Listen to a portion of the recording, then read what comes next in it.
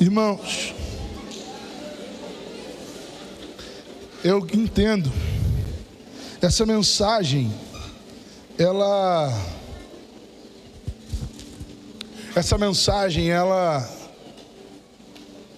não faz parte de uma série, né? Eu gosto sempre de pregar em série, porque eu entendo que facilita o entendimento, mas ela é uma mensagem para desafiar o nosso cristianismo. Por quê? Porque o cristianismo é uma fé prática, amém? Quem consegue entender isso? Não, amém? O cristianismo é uma fé prática. Não adianta a gente ter um bom discurso se a gente não tem uma boa prática. Se a Bíblia, ela não muda quem nós somos. Mateus capítulo 15, versículos 8 e 9.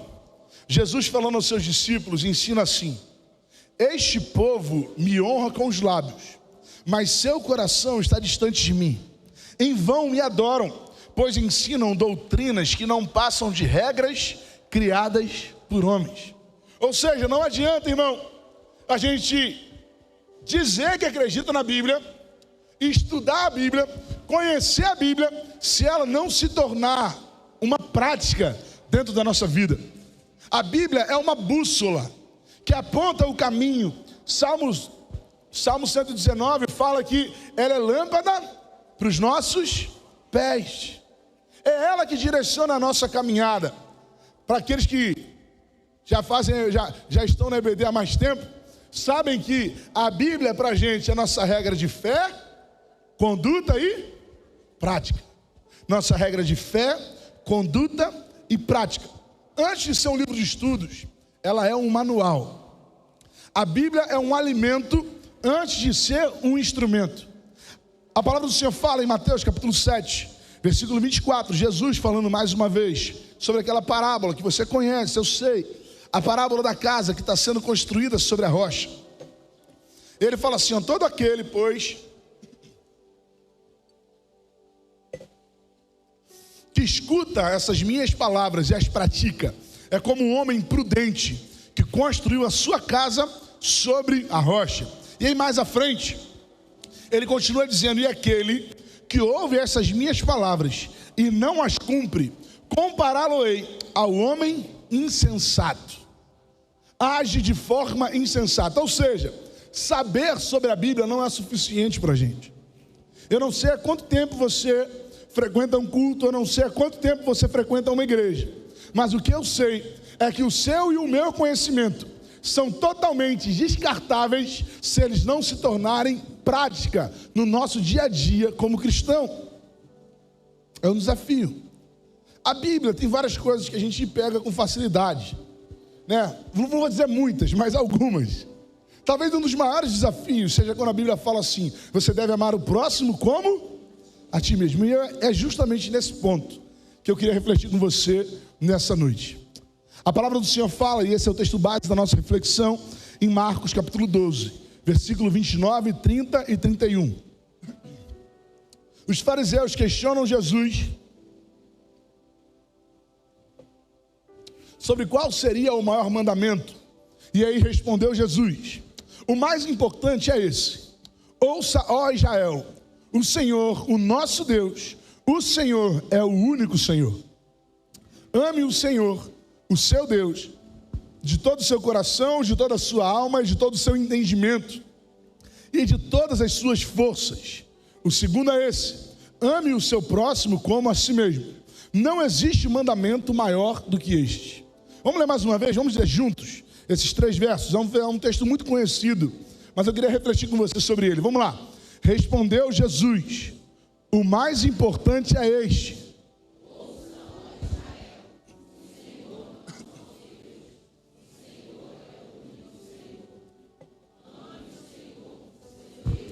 de todo o seu coração,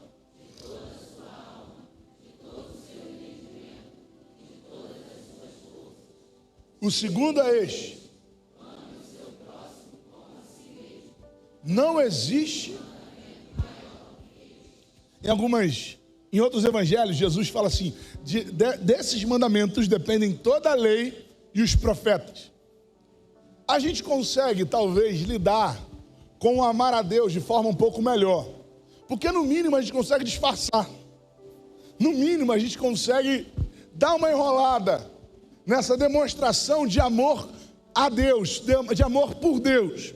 Mas quando a gente vai falar sobre amor ao próximo, se torna algo visível, é mais difícil de disfarçar. Aquele irmão que a gente não está querendo dar o bom dia, sabe? Aquele irmão que a gente não está querendo dar o abraço. Aquele irmão que a gente está enrolando para trocar a cálice com ele já há um tempão, está empurrando com a barriga, deixando de lado.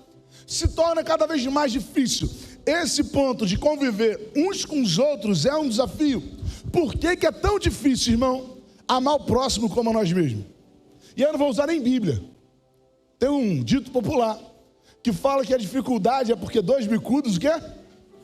Já viu isso? Dois bicudos o quê? Por isso que é difícil, irmão. Porque na verdade a gente é difícil. A gente é complicado de lidar. Embora às vezes a gente não preste muita atenção. No mesmo momento da ordem, Cristo dá também o caminho. No mesmo momento em que Ele ensina um princípio, Ele dá também o método, a maneira como colocar aquele ensino em prática. Você, para conseguir amar o seu próximo, você deve amá-lo como? Esse é o desafio. Porque o que nos mantém aqui, irmão, é o amor que a gente tem por a gente. É o amor próprio que está nos sustentando todos os dias. Claro que o amor ao Senhor, mas a gente precisa ter amor próprio para conseguir viver, para conseguir avançar, para ter os nossos sonhos, os nossos projetos.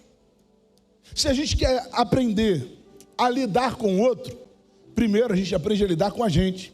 Jesus, lá em Mateus capítulo 7, versículo 12, ou seja, no Sermão do Monte, ele fala assim, ó: assim, em tudo façam aos outros o que vocês querem que eles façam a vocês, pois esta é a lei e os profetas. Mais uma vez Jesus falando exatamente o que ele fala sobre o texto anterior. Vamos ler junto? Vamos lá, texto curtinho para você fixar na sua memória. Vamos lá.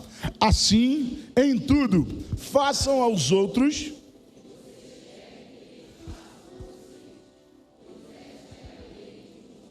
Você pode pensar, pastor, eu não estou entendendo muito bem, porque eu sempre ouvi sobre isso. Eu entendo essa teoria de que eu preciso amar o outro, mas assim, na prática mesmo, eu não consigo viver esse negócio. Eu não consigo aturar algumas coisas, eu até busco viver, mas eu não consigo encontrar resultado nisso. Por isso que essa mensagem de hoje, ela vai ser um guia prático.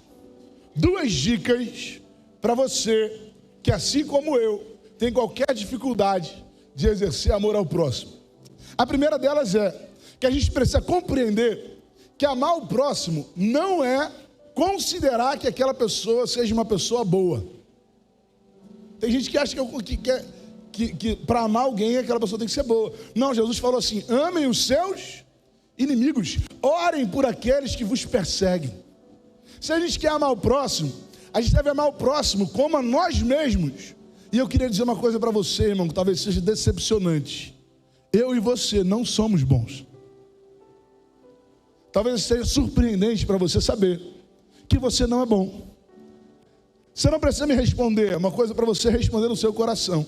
Mas quantos de nós olhamos para nós mesmos falando assim: sabe, eu sou um cara bom, eu sou uma pessoa boa, sou um cara legal, sou gente boa, trato bem meus pais, trato bem minha esposa. Então, assim, eu sou um cara bom.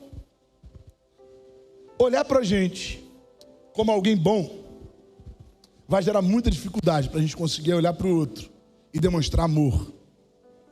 Jesus, quando ouviu daquele jovem rico, e aquele jovem foi conversar com ele e falou assim: bom mestre, a resposta de Jesus foi assim: por que você me chama bom? Só existe um que é bom. Não é que Jesus não fosse bom, mas aquele rapaz não enxergava Jesus como Deus. E Deus é bom, irmão. Eu e você não somos. Talvez você tenha sempre escutado que você era cabeça, não era cauda. Mas a gente está muito mais para cauda, irmão. A gente está muito mais para tralha mesmo. A gente está muito mais para fuxiqueiro, quizumbeiro, mentiroso, adúltero, do que realmente para alguém bom. Quando a gente entende que precisa amar alguém, a gente não está dizendo que aquela pessoa é boa, porque a gente aprendeu a se amar apesar da nossa maldade, apesar da nossa natureza pecaminosa. E quem está falando isso não sou eu. 1 João capítulo 1, versículo 8 fala: se afirmarmos que estamos sem pecado, enganamo-nos a nós mesmos e a verdade não está em nós. A nossa pior versão, ela aparece quando a gente se considera que a gente está na nossa melhor versão. Guarda isso, irmão. Guarda isso no seu coração. A minha pior versão, ela aparece quando eu penso que eu estou na minha melhor versão. É muito interessante, eu não sei quem acompanhou aqui uma série de mensagens que a gente fez, chamada Discípulos. Todo domingo eu pregava sobre esse tema, e na quinta-feira a gente recebia sempre um pastor convidado. E um dos pastores foi o pastor Marcos Viana. Ele trouxe uma palavra aqui, e em um determinado momento da palavra, ele apresentou as falas de Paulo em relação à sua própria natureza. Quando ele fala, ele mostra a primeira fala, Paulo dizendo assim: olha, sejam meus imitadores, como eu sou de Cristo. Depois, Paulo já está começando a falar: olha, eu queria fazer o bem, eu queria praticar o bem, mas o bem que eu quero fazer, esse eu não faço, mas o mal que eu não quero, é justamente esse que eu acabo fazendo. E aí no final da sua vida, irmão, e conforme a gente vai ficando mais velho, a gente vai ficando mais sábio, amém? Pelo menos a lógica é essa, amém, irmão? Quem recebe isso aí, dá uma glória a Deus aí. Isso aí, a lógica é essa. Já no final da sua vida, Paulo olha para o seu filho na fé e fala assim: olha, sabe, eu estou aqui como um pronunciador do evangelho aos pecadores, dos quais eu sou o pior. Irmão, conforme a gente se aproxima de Deus, a luz do Senhor expõe quem nós somos, e nós não somos bons. Então para de odiar alguém porque ele é ruim, porque primeiro você precisa aprender a se amar da forma que você é, e você vai ser capaz de amar aquele que está ao seu lado. Tem um livro do C.S. Lewis chamado Cristianismo Puro e Simples. Inclusive eu indico a você a fazer essa leitura. É um livro muito bom. É um registro, né, de um programa que foi apresentado por livros na Inglaterra em um período de guerra.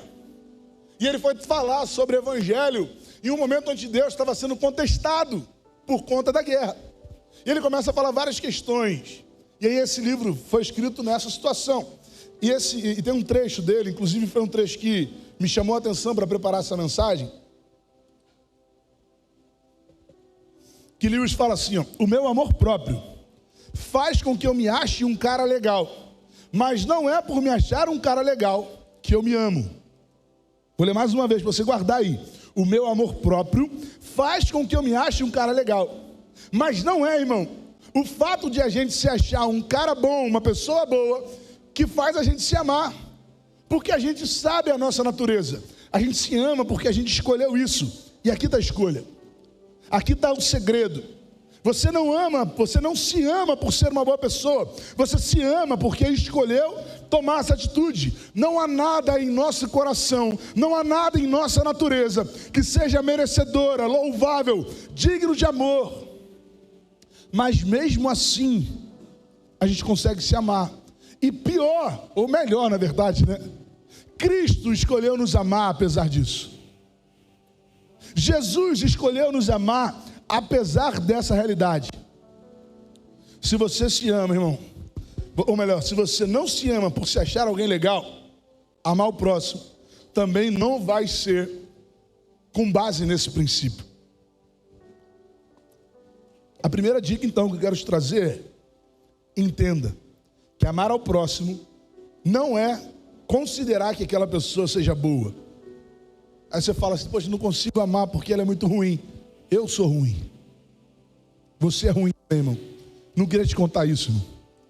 Eu queria muito falar que você era a coroa você estava no centro de Jesus. Mas não é, irmão. Nós somos miseráveis, pecadores, dignos de pena, de misericórdia do Senhor. Mas nós servimos a um Deus misericordioso. Segunda dica: para ser prática, nós precisamos entender que amar ao próximo não é concordar com as suas atitudes. Porque se a gente for parar para analisar, quantas vezes a gente tomou uma atitude que a gente mesmo não concordou? Quantas vezes a gente mesmo fez alguma coisa que a gente não gostou? E aí você pode, me ajuda aí, interagindo comigo. Você já tomou alguma atitude que te irritou? Quem já tomou uma atitude que irritou você mesmo? Quem? Me ajuda aí, vai. Você falou assim, não acredito que eu fiz isso, cara. Alguém já fez isso? Quem fala misericórdia, por favor, então, vai. Não estou sozinho, hein? Quem aqui já tomou uma atitude que te entristeceu? Você mesmo fez alguma coisa que te deixou triste? Alguém? Mas você continuou se amando, não foi? Apesar de ter feito alguma coisa que te irritou, apesar de ter feito alguma coisa que te entristeceu, em alguns casos, a gente tomou atitudes que até causaram repulsa na gente, nojo. E você fala assim, eu não acredito nisso. Mas ainda assim, a gente precisou conservar esse amor dentro do nosso coração.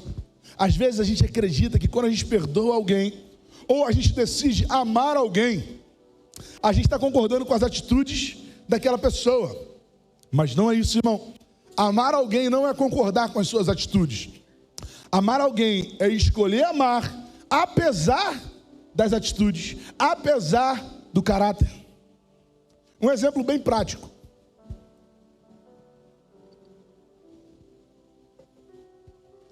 Principalmente dentro da realidade da nossa cidade.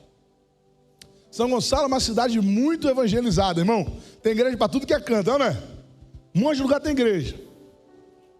Com isso, muitos dos que vivem hoje no tráfico, às vezes foram criados na igreja. Participavam dos cultos, iam em EBF, iam em EBD, estavam lá, a mãe levava, a avó levava, aquelas irmãs da Assembleia do Coque, amém? Levava o menino pela orelha, mas levava ele para a igreja. Você acha que aqueles pais concordam com a atitude dos seus filhos que participam do tráfico de drogas? Sim ou não? Eles ficam felizes com isso? Sim ou não? Mas eles amam? Sim ou não? Não a atitude dos seus filhos, né? Mas eles amam seus filhos? Sim ou não? Amam. Por que amam? Porque escolheram amar. Não é pelo caráter deles, não é nem pelas atitudes deles, mas eles escolheram amar. Amar é uma escolha, irmão. A gente escolhe amar a si mesmo, a gente escolhe amar ao outro que está do nosso lado, a gente escolhe amar ao Senhor. Não é sobre uma natureza perfeita. Jesus ensinou o segredo do amor ao próximo é olhar para o outro como se você estivesse olhando para si mesmo. Porque quando a gente erra, a gente tem um monte de justificativa, mas a gente não tem justificativa para o erro do outro. Amar ao próximo como a nós mesmos. Amar o pecador, mas não amar o pecado. Se a gente usa o mesmo critério de amor próprio para amar o outro, toda a nossa vida com Jesus, ela começa a ter sentido. Olhar para o outro como Cristo um dia olhou para nós. A gente cantou aqui agora, né? Eu vaguei mundo afora, mas não encontrei o que tenho agora. Quando a gente para pensar nesse texto, de repente tem alguns criados na igreja que falam assim, poxa, isso não tem muito sentido para mim. Tem, irmão. Tem sentido. Porque ainda que você não tenha frequentado lugares que te fizessem mal durante tanto tempo, a mesma graça que alcançou os irmãos que cantam lá na Cristolândia, alcançou a minha vida também, que fui criado na igreja desde sempre. O máximo que eu fui foi a matinê do Caneco 90. Mas eles conseguem enxergar isso e cantam com gratidão. Eu olho para mim e falo assim, não, mas eu não sou tão ruim assim. Eu não sou tão falho assim. É bonito ver eles cantando. Quem já viu o coral da Cristolândia aí? É lindo demais, né? Não é lindo porque eles sabem cantar, é lindo porque eles cantam com amor. Eles entendem a graça que os alcançou. Se a gente entender isso, irmão, a gente vai começar a amar o outro como a gente ama a nós mesmos, porque o amor de Cristo nos alcançou da mesma forma que alcançou esses irmãos. João capítulo 13, versículo 34, Jesus fala assim: um novo mandamento lhes dou, amem-se uns aos outros como eu os amei. Vocês devem amar-se uns aos outros. Irmão, essa é a palavra que nos desafia. Não é fazer aquilo que a gente pensa, é fazer aquilo que Cristo faria. Não é agir com o nosso próprio critério, porque o nosso coração é enganoso. Nós somos falhos, corrompidos, mas é agir como Cristo agiria. E a minha pergunta para você é: será que Cristo iria tratar essa pessoa que te ofendeu da maneira como você tem tratado? Será que Cristo trataria os seus pais da maneira como você tem tratado? Será que Cristo trataria o seu cônjuge, o seu marido, a sua esposa, da maneira como você tem tratado? Será que Ele trataria os seus filhos dessa forma? Amar o próximo como a nós mesmos. Apesar da ofensa, apesar do erro, apesar da tristeza, apesar inclusive da repulsa, escolher amar. Romanos, capítulo 5, versículos 6, 7 e 8. O apóstolo Paulo nos desafia, irmão. E fala assim: de fato, no devido tempo, quando ainda éramos fracos, Cristo morreu pelos ímpios. Dificilmente haverá alguém que morra por um justo. Pelo homem bom, talvez alguém tenha coragem de morrer. Mas Deus demonstra o seu amor por nós. Cristo morreu em nosso favor quando ainda éramos pecadores. Irmão, eu queria te convidar a liberar perdão essa noite. Perdão àqueles que te ofenderam. Perdão àqueles que te entristeceram quando você achou que não merecia ser entristecido. Perdão àqueles que te machucaram quando você estava vulnerável. Porque o preço do cuidado é a vulnerabilidade, irmão. Não dá para a gente ser cuidado sem ser vulnerável. Não dá para a gente ser amigo sem ser vulnerável. Não dá para a gente ser família sem ser vulnerável. Não dá para a gente ser igreja sem ser vulnerável. Esse é um tempo de perdão. Esse é um tempo de reconciliação com Cristo, com a igreja. Porque quando você carrega isso no seu coração, o peso está sobre os seus ombros.